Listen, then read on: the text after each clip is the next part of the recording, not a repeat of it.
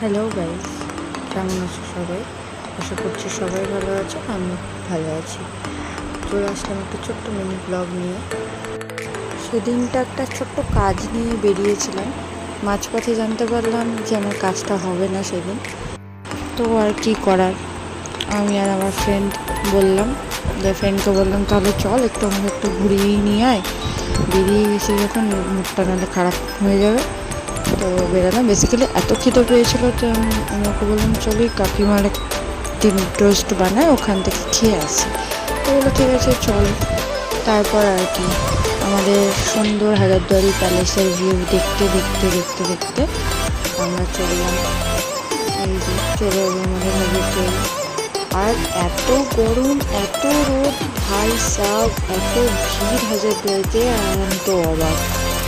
দেন হালকা করে একটু নামলাম, নিয়ে একটু ভিউ দেখছিলাম। দেখতে দেখতে দেখো কি এসছে। ছোটোবেলায় সবাই আই থিঙ্ক খেয়েছো বা এখনও হয়তো খাও, বাট আমার ফার্স্ট টাইম এটা খাওয়া। এত টেস্টি ছিল, মানে ঠান্ডায় একদম অমৃত ছিল। Cold drinks fail. আমি তো বললাম খেয়ে যে আমি আর কোনোদিনও কোল্ড ড্রিঙ্কস খাবো না যদি আমি এটা রোজ পাই। মানে এত টেস্টি খেতে।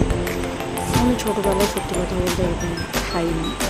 আমার ফ্রেন্ড বলছিল হ্যাঁ ও প্রচুর খেয়েছে, আমার ফার্স্ট টাইম। দেন খাওয়া দাওয়া করে ওখান থেকে বেরিয়ে মেন যে উদ্দেশ্যে আমরা বেরিয়েছিলাম কাকিমার হাতের ডিম টোস্ট খেতে, তো অবশেষে সেই জায়গাটায় পৌঁছেই গেলাম।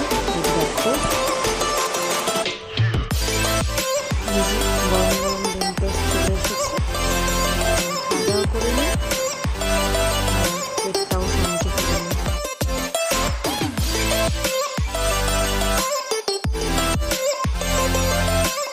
তারপর আমি চললাম বাড়ি। টাটা, ভালো থেকো সবাই।